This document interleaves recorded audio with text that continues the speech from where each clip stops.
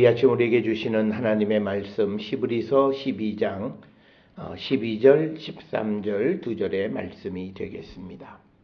히브리서 12장 12, 13절 2절의 말씀 한 목소리로 합독하시겠습니다. 그러므로 피곤한 손과 연약한 무릎을 일으켜 세우고 너희 발을 위하여 곧은 길을 만들어 저는 다리로 하여금 어그러지지 않고 고침을 받게 하라. 아멘.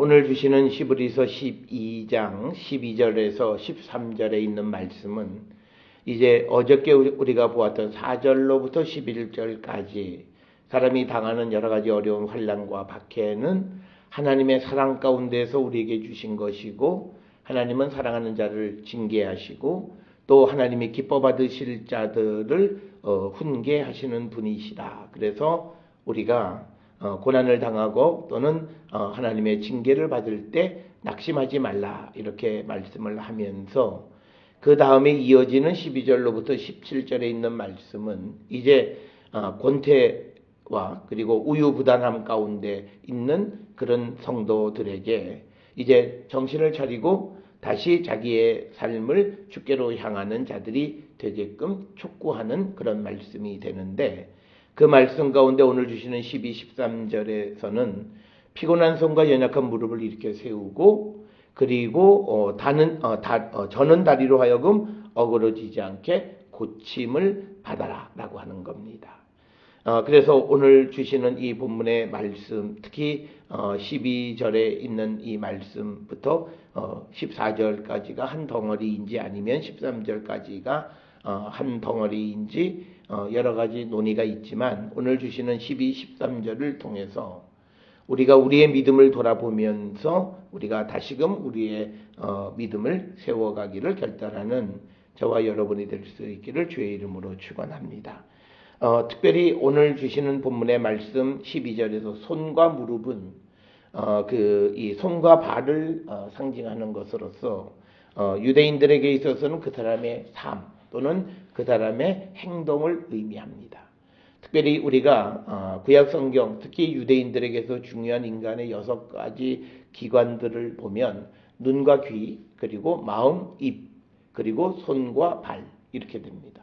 그래서 눈과 귀로 보고 듣고, 그 다음에 마음으로 우리가 결단하고 입으로 시인하고, 그리고 손과 발을 통해서 우리가 세상을 살아가는 겁니다. 그런데 오늘 주시는 이 12절의 말씀에 보면 손과 무릎이 연약해지고 약해진 겁니다. 그 이유는 우리가 앞에서 본 것처럼 이 지금 히브리서 서신을 받아보는 사람들이 직면에 있는 어떤 환난과 박해 때문에 그렇습니다. 그래서 그들이 이제 많이 연약해졌는데 그 연약한 자들에게 앞에서 4절부터 12절, 11절까지 이 징계의 의미가 뭐냐? 이건 하나님의 사랑이기 때문에 우리가 고난 가운데서 낙심하지 말고 이 고난을 잘 견디는 자가 되라고 이제 그 고난의 의미를 신학적으로 설명해 준 다음에 이제 그 이야기를 듣는 사람들에게 촉구하는 구체적인 모습은 이제 피곤한 손과 연약한 무릎을 일으켜 세우고, 그리고 저는 다리로 하여금 고침을 받으라 라고 하는 것이 오늘 주시는 12절, 13절의 말씀이 되겠습니다. 사람이 어려움이 닥치거나 박해가 임하게 되면 대부분의 사람들은 무기력하게 되어집니다. 그것을 이게 믿음으로 이겨나가려고 하는 사람들은 사실 머리로는 알지만 그게 잘 되어지지 않습니다. 그만큼 우리의 신앙이 내 몸에 깊이 젖어 있지 못하다라고 하는 거죠. 그러니까 우리의 삶은 계속 몸의 욕망에 그냥 노예 역할을 하고 계속 하나님 앞에 범죄하는 이유는 바로 거기서 찾아볼 수 있습니다. 적어도 우리가 믿음의 사람들이면 우리가 성경에 말씀하는 그 말씀대로 내게 어떤 어려움이나 환난, 곤고가 왔을 때 내 몸이 자동적으로 거기에 맞춰질 수 있는 사람이 되어야 그게 정말 내 안에 주님이 계시고 주의 성령이 계시는 사람이에요. 그렇지 못하고 한참 우리가 잘못된 길로 가고 육신적인 생각을 한 다음에 그제서야 정신 차리고 다시 주께로 돌아간다면 이것은 뭔가 잘못된 믿음의 모습이고 아직 부족한 믿음의 모습이다. 그래서 박해가 오거나 어려움이 오면 사람은 자기가 여태까지 해왔던 일에 대해서 하나님이 응답하시지 않는다라고 생각해서 굉장히 낙담해서 무기력하고 그 다음에 삶의 권태기에 빠지는 사람들이 많이 있습니다. 그것을 아는 이 시브리서 저자가 자신의 이 편지를 받아보는 사람들에게 다시 일으켜 세우고 그들을 격려해서 다시 그들이 새로운 믿음의 삶을 살아가게끔 격려하는 말씀이 또한 오늘 주시는 12, 13절의 말씀이 되겠습니다. 특별히 오늘 주시는 이 본문에서 이 시브리서 저자는 어려움이 왔을 때 그들의 믿음이 흔들린 것 그 자체가 병든 믿음이라는 거죠. 우리가 어떤 어려움이 왔고 유혹이 왔을 때 그 유혹에도 흔들리지 않는 믿음이 되어야 하는데 이미 그들이 흔들려서 마음에 갈등이 생기고 그래서 배교하는 사람도 생겨나고 그런 어떤 상황 속에서 그들이 흔들린 것 그것은 손과 발이 굳게 세워지지 못했기 때문이다. 그래서 오늘 12절에서 우리에게 제휴적인 표현으로 피곤한 손과 연약한 무릎을 일으켜 세우라고 이야기를 합니다. 특별히 우리가 피곤한 손과 연약한 무릎을 세울 때 우리에게 꼭 필요하신 분은 딱 예수 그리스도 한 분이세요. 우리를 세워주시는 분, 우리가 잘 아는 이사야 35장 3절에서 보면 너희는 약한 손을 강하게 하고 떨리는 무릎을 굳게 하라 라고 하는 거예요. 믿음의 사람들에게 주님이 요구하시는 삶은 그거예요. 이건 뭐냐면 어떤 환경이 닥쳐올지라도 겁내는 자가 되지 말고 굳세게 그 환경 속에서도 내 안에 계시는 주님과 함께 모든 것을 견디는 자가 되어야 한다라고 하는 거예요.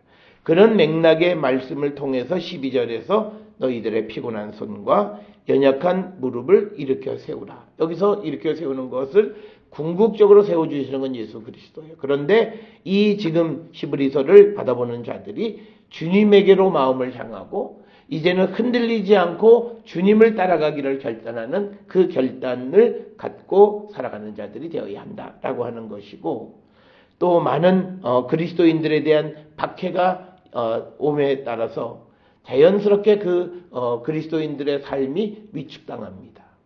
우리가 잘 알듯이 예수님이 그 십자가에 달려 돌아가신 다음에 예수의 제자들이 유대인들이 무서워서 문을 걸어 잠그고 그렇게 자기들끼리 있었던 그 모습이 성경에 기록이 되어 있습니다.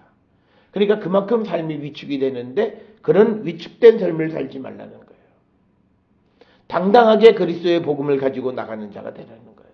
겁내지 말고 그래서 우리가 그러기 위해서는 우리가 더욱더 주께로 향하는 자. 그래서 주변에서 나타나는 모든 어려움에 대해서 우리가 이기는 자가 되려면 앞에서 말씀한 것처럼 첫째는 내가 당하는 고난의 참된 의미가 무엇인지를 확신해야 됩니다.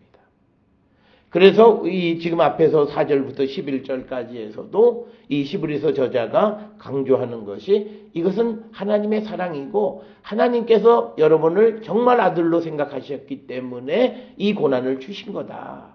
그래서 낙담하지 말고 오히려 우리가 손과 무릎을 굳게 세우는 자가 되어야 한다라고 하는 것을 강조하는 겁니다. 따라서 우리가 신앙이라고 하는 것은 내가 겪는 어려움에 대한 신앙적 의미를 발견하는 겁니다.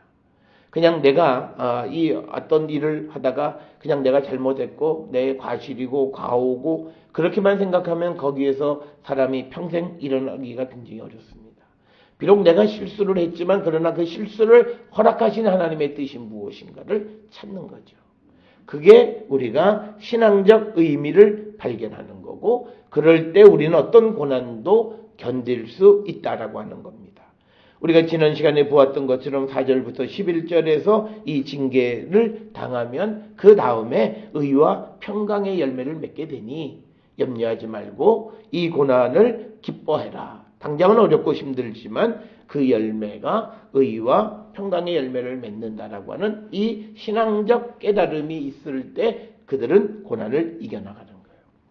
여러분 우리가 조선시대의 문학작품 중에서 내방문학 즉 여성들이 남편의 출세를 위해서 과거를 한양으로 보내고 그 남편을 기다리는 여인들의 삶에 대한 기록들을 보면 그 여인들이 기다리고 어려운 삶의 역경을 꿋꿋이 견디면서 기다릴 수 있는 딱 하나예요. 희망, 믿음이에요. 남편이 잘 되어 온다라고 하는 믿음. 마찬가지로 우리에게 하나님께서 이 고난의 길 뒤에 의와 평강의 열매를 주시기 위해서 우리에게 주신 것임을 깨닫고 우리가 이 고난을 피하려고 하면 안 된다. 오늘 우리가 세상을 살아가는 한국 그리스도인들의 잘못된 생각은 고난을 무조건 피해 보려고 해요. 그렇기 때문에 고난이 반복돼요. 하나님은 계획이 있으세요. 하나님의 뜻이 이루어지고 하나님은 우리를 연단해서 우리에게서 의와 평강의 열매가 맺어지기를 원하시는데 우리는 자꾸 하나님께서 그런 계획을 가지시고 우리를 훈련하시고 징계하고 꾸짖으실 때 그 말을 듣지 않거나 또는 피하거나 도망가기 때문에 고난이 우리에게 유익하지도 않고 무조건 고난에 대해서는 우리가 피하고 보자라고 하는 그런 잘못된 생각을 가지고 있습니다. 따라서 우리가 하나님께서 우리에게 주시는 징계가 있을 때는 그 징계를 달게 받아야 된다는 거예요. 그렇지만 그 징계 뒤에는 하나님의 크신 사랑 속에서 우리에게 의와 평강의 열매를 맺게 해주심을 깨닫고 지금 내가 직면해 있는 이 어려운 길을 믿음으로 우리가 굳게 세워지기를 결단하는 그런 성도의 삶을 우리가 사는 자들이 되어야 한다라고 하는 것. 그래서 오늘 피곤한 손, 연약한 무릎을 일으켜 세우라고 얘기합니다.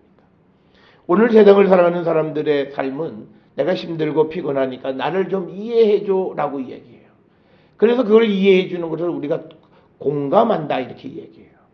신앙은 공감하는 건 아니에요. 물론 신앙이 어려운 가운데 있는 처지에 있는 사람들을 공감해서 그들을 불쌍히 여기고 그들에게 어려운 가운데 있는 자들을 돕는 일 그런 데에서는 우리가 공감은 필요하지만 그러나 우리가 자기를 합리화하는 공감 이건 우리 신앙의 가장 큰 적이 된다라고 하는 거예요. 공감이 아니라 그 피곤하고 연약한 무릎을 일으켜 세우려고 하는 결단력이 우리에게 필요하고 신앙은 우리에게 그것을 요구한다는 거예요. 그러니까 오늘날로 보면 지금 환경이 어려워요. 힘들어요. 그래서 나는 아무것도 못해요. 이것이 지나면 좀 내가 뭐 좀 하겠어요. 이게 믿음이 아니라 어려운 환경 속에서 힘든 삶 속에서 내가 믿음을 그래서 내 손과 무릎을 일으켜 세우려고 하는 그런 결단력이 우리에게 필요하다라고 하는 겁니다. 이런 결단력을 가지고 우리가 일으켜 세워질 수 있으려면 우리는 하나님의 사랑 4절부터 12절까지 해서 이 고난 속에 있는 하나님의 사랑을 분명하게 깨달을 때 우리는 어려움 속에서도 자기의 믿음을 세우는 자가 될 수 있습니다. 하나님의 사랑이 분명한 사람은 어떤 환경 속에서도 절대 주님을 배반하지 않아요. 그 고난의 정도가 어떠할지라도 절대 주님을 배반하지 않습니다. 그리고 그들은 하나님의 사랑이 지금의 어려움을 통해서 말씀대로 우리에게 의와 평강의 열매를 주심을 믿기 때문에 비록 아프고 비록 힘들지만 그러나 그 어려움을 믿음으로 세워가기 위해서 우리가 손과 무릎을 일으켜 세우는 자가 된다라고 하는 겁니다. 그래서 어제도 말씀을 드렸습니다만 고난 가운데 있으면요 더 주님 앞으로 다가서는 자가 되어야 합니다. 사람은 어려움이 오면 주님에게서 한 발 뒤로 물러서요. 그렇기 때문에 안 되는 거예요. 한 끗 차이예요. 나도 믿음 생활 다 하고 나도 해볼 만큼 다 해본 것 같은데 해볼 만큼 해보지 않았어요. 그건 뭐냐면 어려울 때 물러서는 것이 아니라 밀물이 밀려올 때 우리도 맞서는 거예요. 그게 믿음이에요. 우리는 밀물이 밀려오면 뒤로 밀려나고 또 저것이 썰물로 가면 우리도 쭉 그런 것이 아니라 신앙은 환경에 어떤 거센 파도가 밀려올 때 주님과 함께 그것을 맞서라고 하는 거예요. 그 맞섬 속에서 우리가 하나님을 발견할 수 있다라고 하는 겁니다. 그리고 그런 속에서 우리가 굳게 세워진다. 그래서 우리는 우리의 손과 무릎을 세우기 위해서 힘써야 돼요. 어렵고 힘들 때. 내가 설 수 없을 때. 그래서 목사들은 힘든 사람들에게도 기도하라, 말씀을 보라. 그 이야기를 하고 성도들은 아유 내가 지금 기도할 마음도 안 생기는데 자꾸 기도하라고 그런다. 그게 그래서야 결국은 안 되는 거예요. 성경은 오늘 우리에게 연약하고 피곤한 줄 압니다. 그렇지만 일으켜 세우라고 우리에게 말씀합니다. 이 말씀을 통해서 우리가 내 믿음을 돌아보면서 내 믿음을 더 굳건하게 세워가기를 결단하는 그런 성도들이 되어야 할 줄 믿습니다. 오늘 주시는 13절에서 보게 되면 너희 발을 위하여 곧은 길을 만들어 전원다리로 하여금 어그러지지 않고 고침을 받게 하라. 이게 지금 이 본문의 말씀에 보게 되면 연약한 무릎입니다. 그런데 그 연약한 무릎이 이 길이 꾸불꾸불하고 울퉁불퉁하면 걸어가기가 어려워요. 그러니까 그럴 때 곧은 길을 만들어 놓는 거예요. 그래서 저는 다리로 하여금 어그러지지 않고 오히려 고침을 받을 수 있게 하라. 이건 뭐냐면요.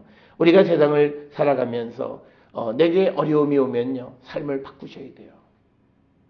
그 삶의 변화, 새로운 삶, 고침을 받는 일이 있어야 됩니다. 그러니까 우리는 그냥 예전의 삶을 그대로 그냥 유지하고 그러면서 힘들고 어렵고 내가 고난 속에 있다. 하나님 날 도와달라. 그렇기 때문에 하나님의 역사가 임하지 않아요.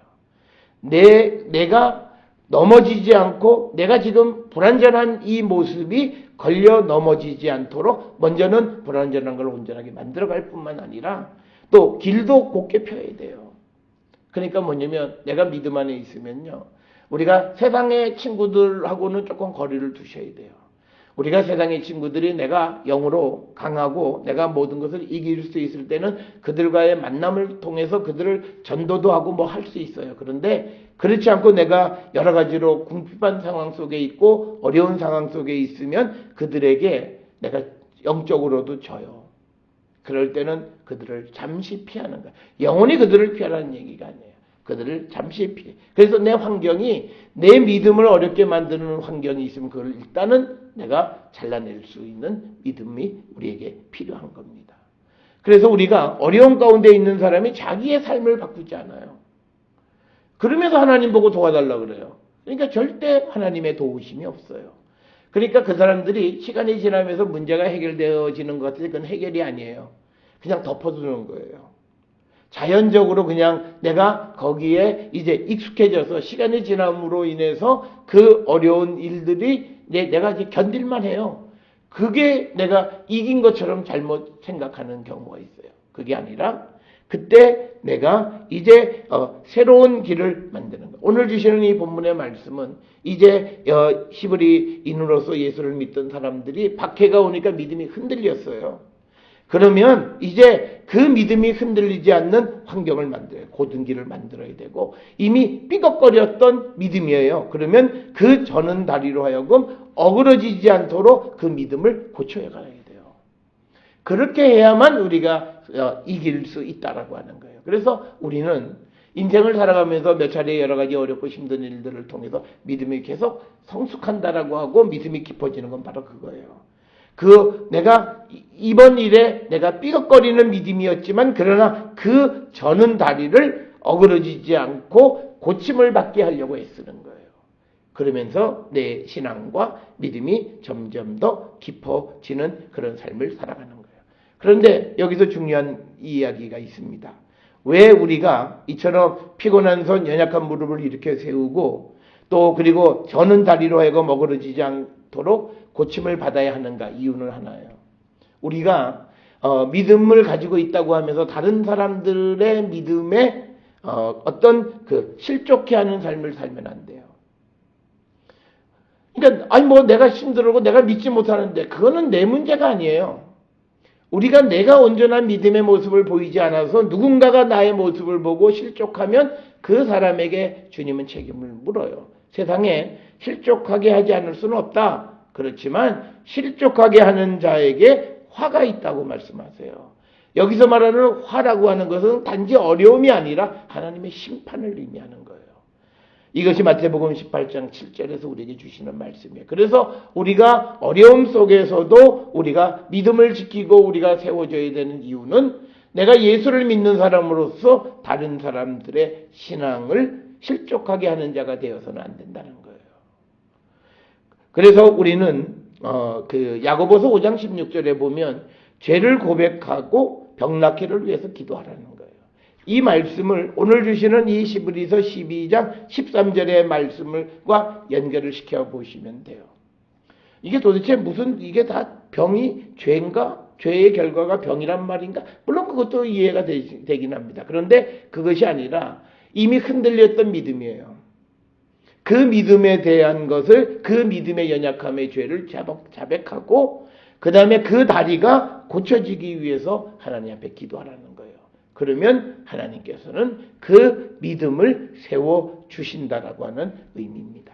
물론 야고보서 5장 16절이 질병 가운데 있는 자들의 병을 위해서 우리가 함께 기도하는 것일 수도 있지만, 그러나 오늘 주시는 이 히브리서 12장에 있는 이 사람들의 믿음을 통해서 보면 흔들렸던 믿음, 박해 속에서 흔들렸던 믿음을 가지고 있는 사람들이 첫째는 자기의 죄를 자백하고 그 다음에 그 흔들렸던 믿음이 고쳐지기 위해서 기도할 때 하나님이 그 기도를 들어주신 분이시다. 그래서 오늘 주시는 13절에서도 너희 발을 위하여 곧은 길을 만들어 저는 다리로 하여금 어그러지지 않고 고침을 받게 하라라는 말씀과 연결해서 생각해 보면 우리는 우리가 세상을 살아가는 삶에서 다른 사람들의 믿음을 우리는 항상 생각하며 살아야 됩니다. 이건 무슨 남의 눈치를 보고 살라는 이야기가 아니라 항상 우리는 다른 사람의 믿음을 세워주는 삶을 우리가 사는 모범적인 신앙을 살아야 된다는 거죠. 그래서 우리는 세상을 살아가면서 나는 내가 좋아서 하는 행동이에요. 그런데 그게 다른 사람을 실족하게 할 수 있고 다른 사람의 마음을 불편하게 할 수 있어요. 그걸 늘 돌아봐야 돼요. 그래서 내가 하고 싶은 대로 하지 않는 거예요. 그게 성숙한 믿음이에요. 그게 우리가 바울이 얘기하는 덕을 세우는 믿음이라는 겁니다. 그래서 우리는 내 주장, 그런데 그 주장 때문에 누군가가 마음에 깊은 상처를 입었어요. 그런 실족함을 우리가 주는 삶을 살아서는 안 된다는 거예요.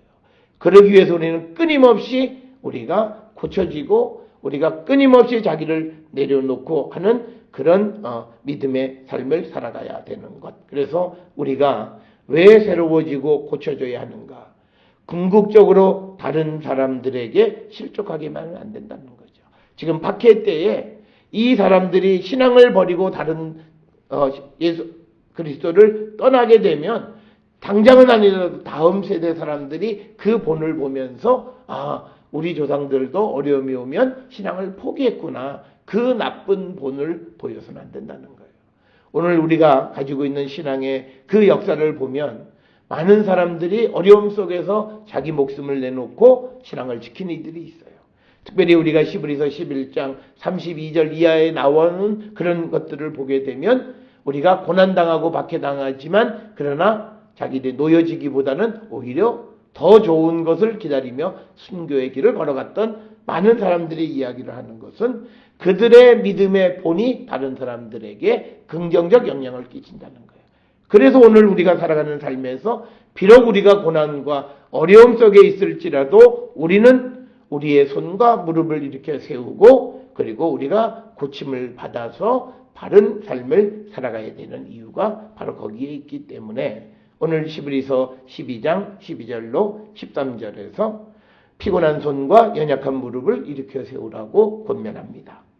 오늘 세상을 살아가면서 우리가 지치고 힘든 믿음의 삶을 살지라도 우리가 다른 사람들의 믿음을 생각하면서 오늘도 우리는 우리의 믿음을 세워가는 자들이 되어야 하고 우리의 연약하고 우리의 부족한 것들이 어그러지지 않고 고침을 받도록 힘쓰고 주께 도움을 구하는 성도들이 되어서 우리뿐만 아니라 다른 사람들의 믿음을 온전히 세워가는 우리 모두가 될 수 있기를 주의 이름으로 축원합니다.